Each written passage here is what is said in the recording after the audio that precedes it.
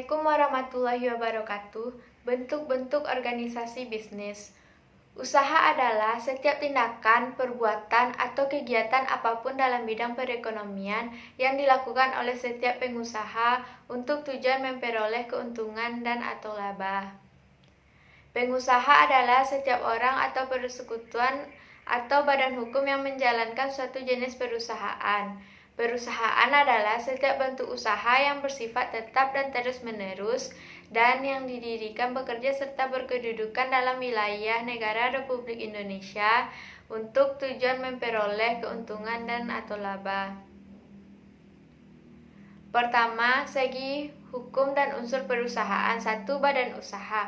Bentuk hukum menunjukkan legalitas perusahaan sebagai badan usaha yang menjalankan kegiatan ekonomi. Bentuk hukum itu secara formal termuat dalam akta pendirian atau surat izin usaha. 2. Kegiatan dalam bidang ekonomi tidak dilarang oleh undang-undang, tidak bertentangan dengan kepentingan umum dan kesusilaan, dan tidak dilakukan dengan cara melawan hukum. 3. Terus-menerus. Kegiatan dijalankan untuk jangka waktu yang ditetapkan dalam akta pendirian atau surat izin usaha. 4. Terang-terangan.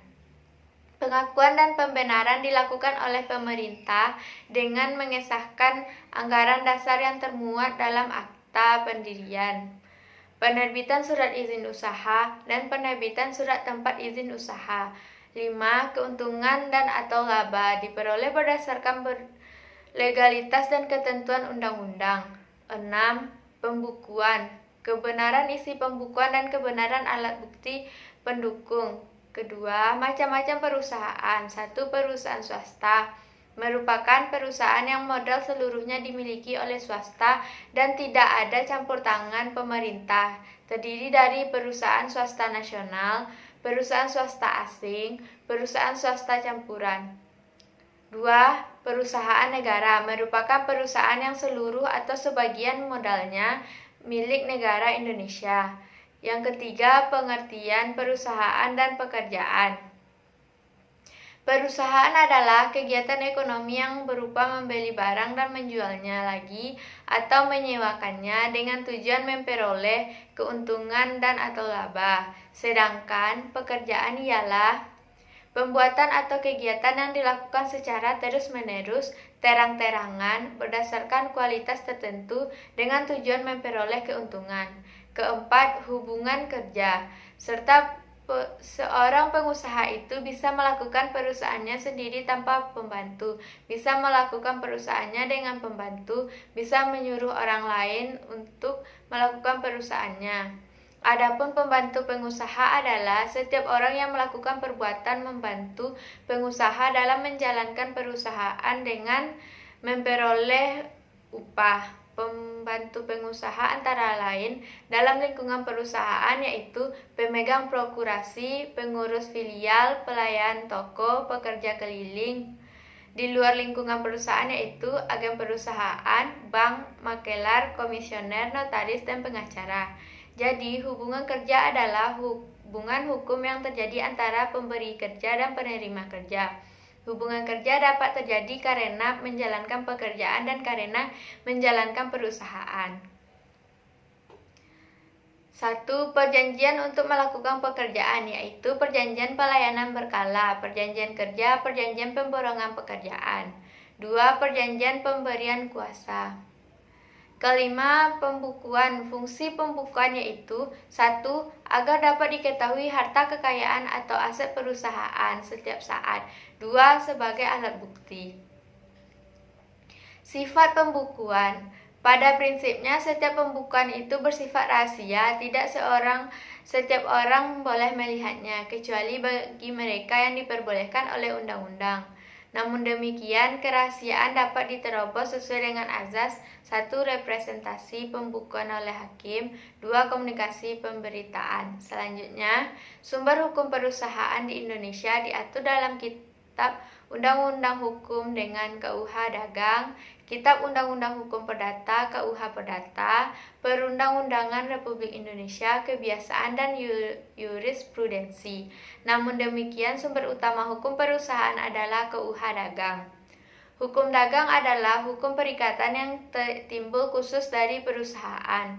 Bentuk-bentuk organisasi yaitu 1. Perusahaan dagang. Perusahaan dagang adalah salah satu bentuk perusahaan perseorangan yang dilakukan oleh satu orang pengusaha dengan ciri-ciri lainnya. 1. Modal milik satu orang saja. 2. Didirikan atas kehendak seorang pengusaha. 3. Keahlian teknologi dan manajemen dikelola satu orang saja. 4. Bila tampak banyak orang di perusahaan, itu merupakan para pembantu pengusaha. 5. Tentu saja bukan perusahaan badan hukum dan tidak termasuk persekutuan atau perkumpulan. 6. Risiko dan untung rugi menjadi tanggung jawab sendiri. 7. Tidak melalui proses pendirian perusahaan sebagai mestinya, kecuali surat izin usaha dari kantor perdagangan setempat. 8. Wajib untuk membuat catatan keuangan termasuk kewajiban terhadap pajak dan retribusi daerah. 2. Persekutuan perdata. Persekutuan perdata adalah perserikatan perdata yang menjalankan perusahaan. Perserikatan perdata adalah sebuah perjanjian dengan mana dua orang atau lebih mengakibatkan diri untuk memasukkan sesuatu ke dalam persekutuan dengan maksud untuk membagi keuntungan atau manfaat yang diperoleh karenanya. Ciri-ciri persekutuan perdata yaitu 1. Pendirian. Berdasarkan perjanjian para pihak dapat dilakukan dengan sepakat para sekutu atau bisa pula secara lisan. Tiap sekutu wajib memasukkan dalam kas persekutuan berupa uang, benda, atau manajemen. 2. Perbedaan para sekutu. 1. Sekutu statuter yaitu tidak dapat diberhentikan kecuali atas dasar hukum, dihentikan oleh persekutuan perdata, telah ditetapkan secara khusus dalam perjanjian persekutuan untuk menjadi pengurus persekutuan, mempunyai wewenang secara penuh untuk melakukan segala perbuatan yang berhubungan dengan kepengurusan persekutuan. 2. Sekutu mandater yaitu kekuasaan dapat dicabut sewaktu-waktu, diangkat setelah persekutuan didirikan, memiliki wewenang yang terbatas berdasarkan pemberian kuasa dan dapat ditarik kembali. 3. Pembagian keuntungan. Biasanya kalau tidak ditetapkan dalam perjanjian, pembagian keuntungan dilakukan menurut azas keseimbangan pemasukan. Yang 4. Kekayaan persekutuan. 1. Pemasukan dari masing-masing sekutu. 2. Penagihan ke dalam. 3. Penggantian kerugian kepada persekutuan dari sekutu-sekutu. 4. Penagihan keluar kepada pihak ketiga. 5. Berakhirnya persekutuan. 1. Lampaunya waktu. 2. Musnahnya barang atau telah diselesaikannya usaha yang menjadi pokok persekutuan perdata. 3. Kehendak dari seseorang atau beberapa orang sekutu. 4. Salah seorang sekutu meninggal dunia di bawah pengampuan atau dinyatakan pailit. 5. Berdasarkan suara bulat dari lara sekutu. 6. Berlakunya syarat bubar. 3. Persekutuan firma. Firma artinya nama bersama, yaitu nama orang yang digunakan menjadi nama perusahaan. Ciri-ciri khusus firma. 1. Menjalankan perusahaan yang merupakan syarat formal. 2. Dengan nama bersama atau firma. 3. Pertanggungjawaban sekutu yang bersifat pribadi untuk keseluruhan. 4. Firma bukanlah persekutuan badan hukum dengan alasan tidak ada keharusan pengesahan akta pendirian oleh Menteri Hukum dan HAM. Tidak ada keharusan pemisahan harta kekayaan antara persekutuan dan pribadi sekutu-sekutu. Prosedur pendirian. Adanya akta pendirian persekutuan yang dipersyaratkan dengan akta autentik yang dibuat oleh notaris. Akta pendirian tersebut harus didaftarkan di Kepaniteraan Pengadilan Negeri dalam daerah hukum di mana persekutuan firma berdomisili. Setelah dilakukan pendaftaran, akta pendirian tersebut diumumkan dalam Berita Negara Republik Indonesia. Selama pendaftaran dan pengumuman itu belum berlangsung, maka pihak ketiga persekutuan firma harus dianggap sebagai menjalankan segala macam urusan perniagaan. Didirikan untuk waktu tidak terbatas dan tidak ada sekutu yang dikecualikan untuk bertindak dan menandatangani surat bagi persekutuan firma. Persekutuan firma dalam menjalankan usahanya diwajibkan untuk membuat pembukuan. Pembukuan dapat dilakukan oleh seorang pihak ketiga. Berakhirnya firma yaitu lampaunya waktu di mana persekutuan perdata didirikan, musnahnya barang atau telah diselesaikannya usaha yang menjadi tugas pokok persekutuan perdata, kehendak dari seorang atau beberapa orang sekutu, salah seorang sekutu meninggal dunia atau di bawah pengampuan atau dinyatakan pailit. 5. Persekutuan komandater adalah persekutuan firma yang memiliki satu atau beberapa orang sekutu komanditer. Sekutu komanditer adalah sekutu yang hanya menyerahkan uang, barang, atau tenaga sebagai pemasukan pada persekutuan, namun tidak ikut campur dalam pengurusan atau penguasaan persekutuan, dan tanggung jawabnya terbatas sampai pada sejumlah uang yang dimasukkannya. Persekutuan komanditer ada dua macam, yaitu sekutu kerja dan sekutu tidak kerja. Macam-macam persekutuan komanditer yaitu persekutuan komanditer diam-diam, persekutuan komanditer terang-terangan, persekutuan komanditer dengan saham.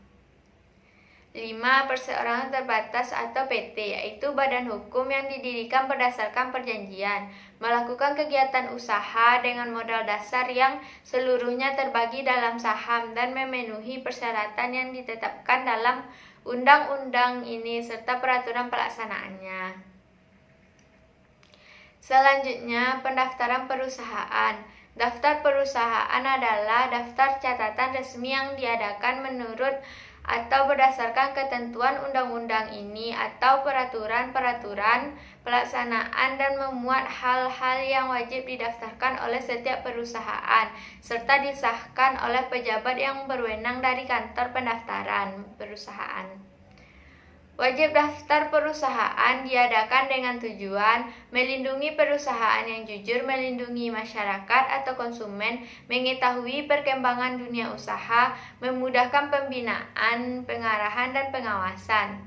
Selanjutnya, surat izin usaha perdagangan. Setiap perusahaan yang melakukan kegiatan perdagangan diwajibkan memiliki surat izin usaha perdagangan, kecuali perusahaan yang dibebaskan, yaitu cabang atau perwakilan perusahaan. Izin diperoleh dari Departemen Teknik dan tidak melakukan kegiatan perdagangan, perusahaan produksi, perejen dan perum, perusahaan kecil perseorangan.